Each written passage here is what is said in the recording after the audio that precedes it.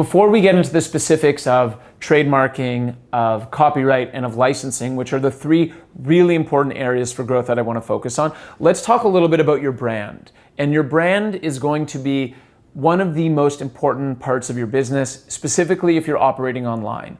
What your brand is an extension of your business. It is the way that people see your business. It is the way that people communicate with your business. It is the way that people feel about your business. It's how you connect with people using images, using text, using color, using font.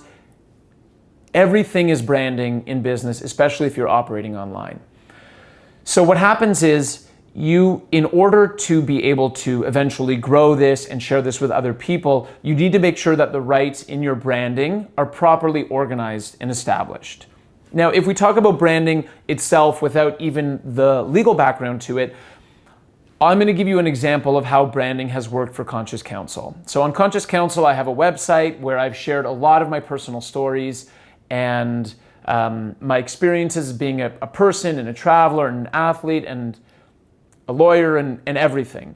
And what happens is by choosing the specific words and the message and the imagery that I feel reflects my brand, someone who doesn't know me and has never met me will go to my website, they'll see my branding, they'll understand my offering, they'll visit my social channels, and they will think, whoa, like I actually know this guy. I feel like I know this guy.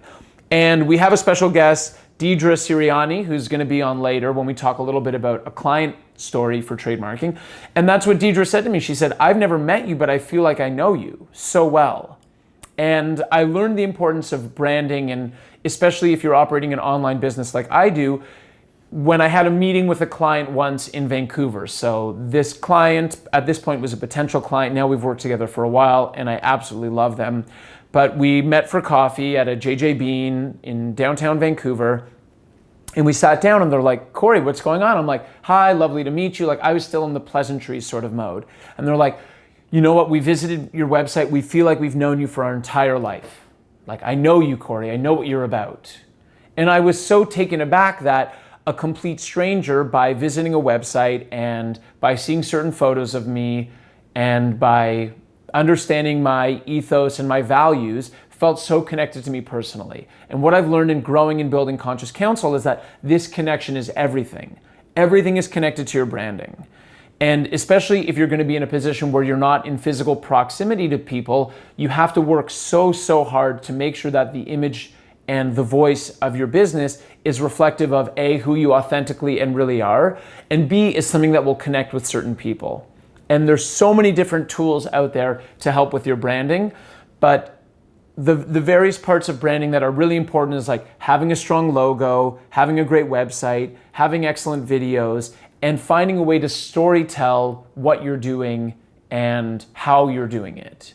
And in order to properly grow your business and let's just say survive at the beginning, because let's be honest, whatever process or whatever point of the journey you're on with your business, you are going to, at some point, you're going to have to prove that it works. So even though we're now at a point where we're talking about growth and scaling and blowing it out of the water and getting so massive, there was a point where you really needed to make sure that you could even survive. And that always comes to branding. And branding is something that is consistent for everything that you do in your business. I'll share another example with my life and my business that's connected to branding, and that has to do with the Muskoka Yoga Festival, which I've spoken about at several points in this course, but this is what I learned. Muskoka Yoga Festival started out as an idea. So my business partner and I, Ashley, we sat and we thought, okay, we love yoga festivals. We want to do in Muskoka. Let's go and do it. Cool. It happens in July. This was in September. The event had never taken place. What I learned over the course of the next 10 months or so is ultimately our branding and our storytelling of the event is what would sell tickets. Because until the first date when the gates opened and people were able to practice yoga in a park, we were selling air. We were selling an idea. We were selling a concept. We were selling a feeling. And all of that had to do with our branding.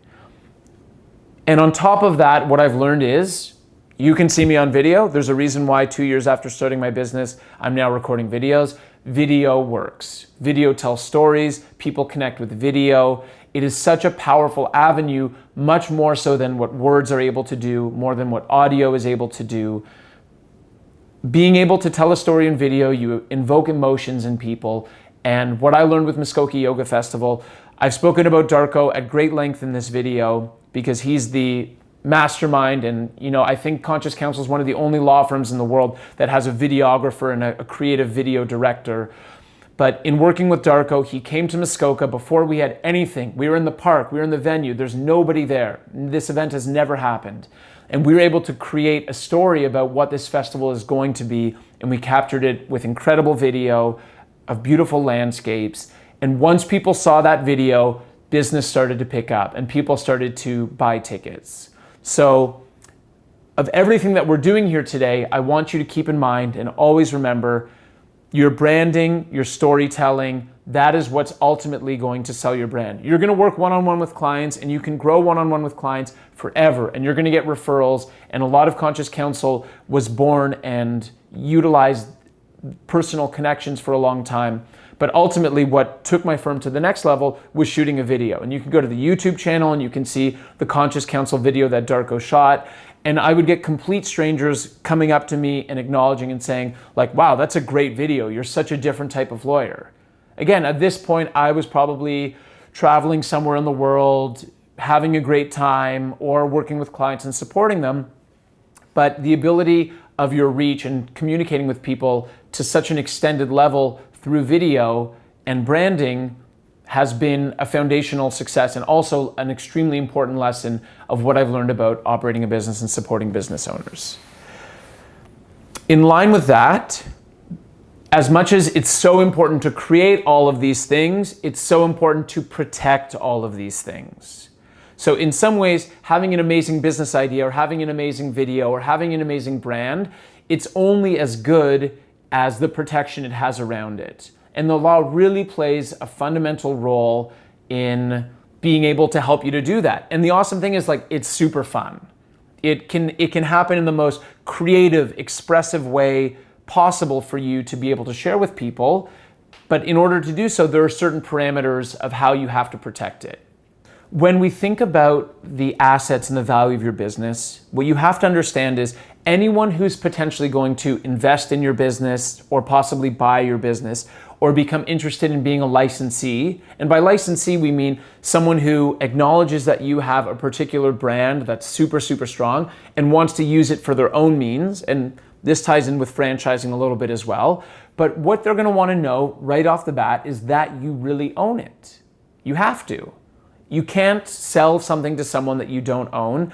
And if you don't have the proper documents and structures and systems in place to prove that, like, hey, I actually own this property of this video, of this brand, of this trademark, of this copyright, and I've created something so sweet, like I've created this awesome thing, and I'm willing to let you use it for a particular amount of money because you acknowledge the objective value of it. If you don't have that security and that system in place from the beginning, you can't grow, because people are going to say, okay, prove to me you have the copyright in this training manual. Prove to me that you have the trademark in this logo.